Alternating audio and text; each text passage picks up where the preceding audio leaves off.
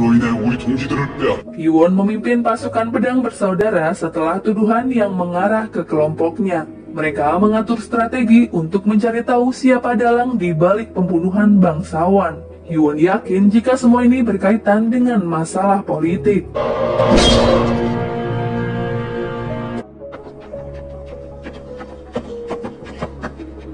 Dongju dan Chonsu belum berhasil menemukan keberadaan Dongyi.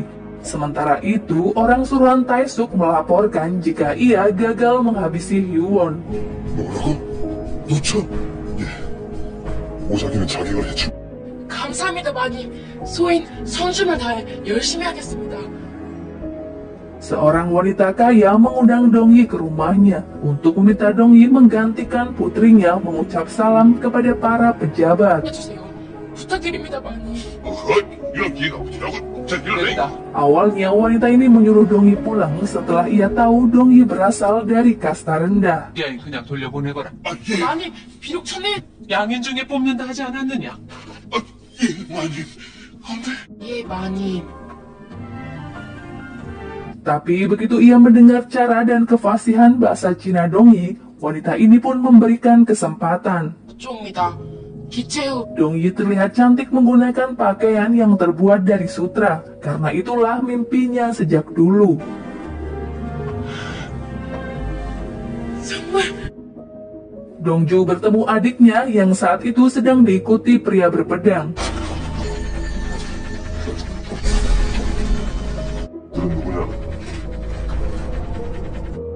Chungso menyerang keduanya sampai tewas hingga ia tak bisa mengungkap siapa yang mengirimnya.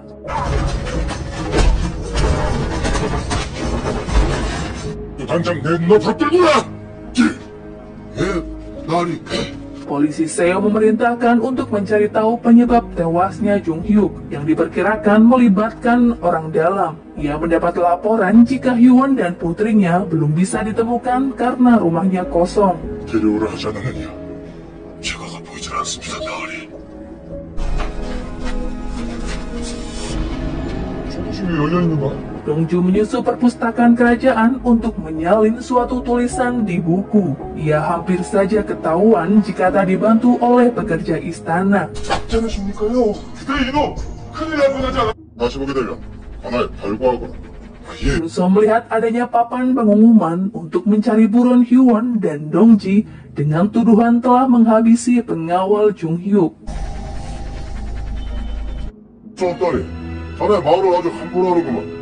어명을 받아 전해한 의금부가 엉뚱한 자들을 범인으로 보는 것을 저는 Tuduhan tak masuk akal itu membuat polisi Seo geram dan melabrak biro pengadilan.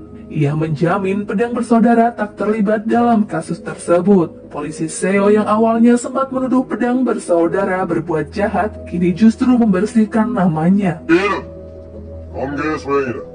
이미 모든 Ia tak akan membiarkan orang tak bersalah menerima hukuman yang tak dilakukannya. Inspektur Yon tak begitu meladeni gertakan polisi Seo karena ayah polisi Seo adalah mantan penasehat kerajaan. Walaupun ia sudah pensiun, tapi penasehat masih berhubungan baik dengan raja. 명령하지 마십시오. 그건 안 된다고 했잖냐? Untuk sementara waktu, Dongyi diasingkan di rumah seseorang karena kondisi ibu kota saat ini sedang tidak aman. Sekalipun ia terus memohon kepada ayahnya agar bisa mengucapkan salam kepada pejabat di perayaan esok.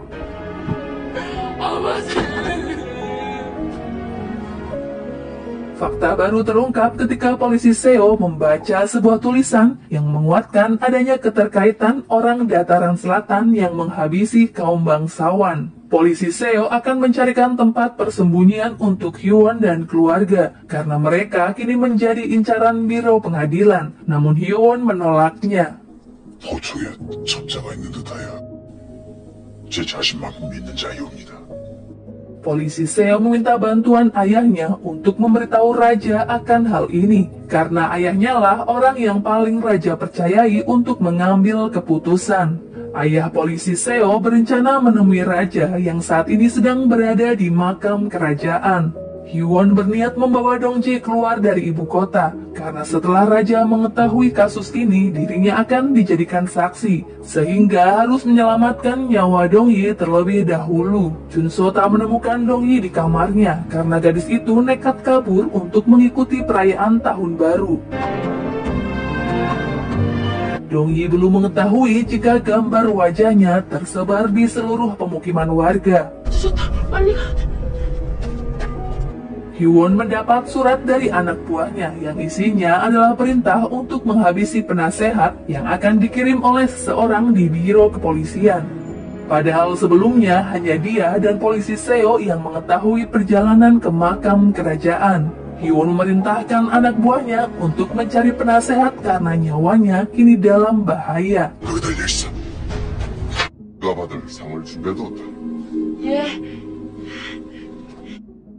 Sementara itu, Dongyi kini bersama pelayan untuk menyampaikan salam tahun baru kepada seorang pejabat. 밀셋에 유하여 문현백복 혼화참상하시길 바란다 하셨습니다. Bagaikan mendatangi buaya di kandangnya, Dongyi justru ditugaskan untuk memberi salam kepada Taesuk yang merupakan kepala biro pengadilan.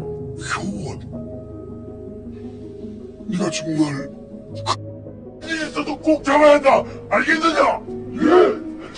Ia segera menghubungi biro kepolisian untuk menangkapnya setelah mengetahui Dongyi adalah putri Hyewon.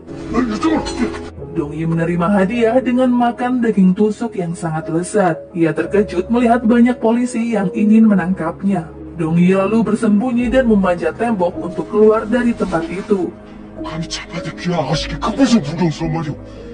Beruntungnya, ia bertemu dengan Chunso. Keduanya langsung menuju ke tempat penyeberangan, namun Chunso tak melihat Dongju di sana. Ia memutuskan untuk kembali ke markas dan meninggalkan Dongyi di pinggir sungai. Tak terduga, markas pedang bersaudara kini sudah terbakar dengan tewasnya semua anggota.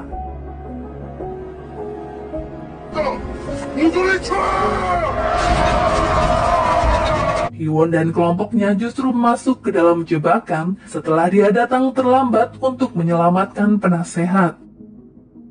Puluhan prajurit menyergap Hyewon dan kelompoknya karena dituduh telah menghabisi penasehat.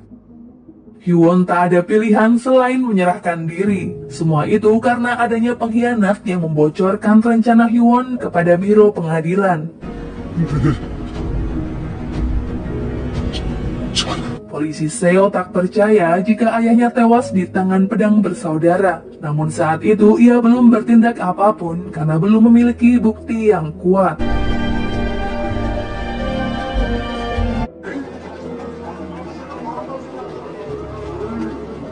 Hyewon dan anggota yang tersisa digelandang menuju biro pengadilan untuk menerima hukuman.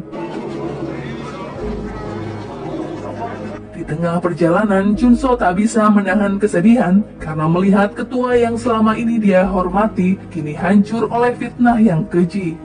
Namun ia berusaha tegar karena dari tatapan Hyewon, ia memohon agar Chunso tetap tenang dan menjadi penerus pedang bersaudara.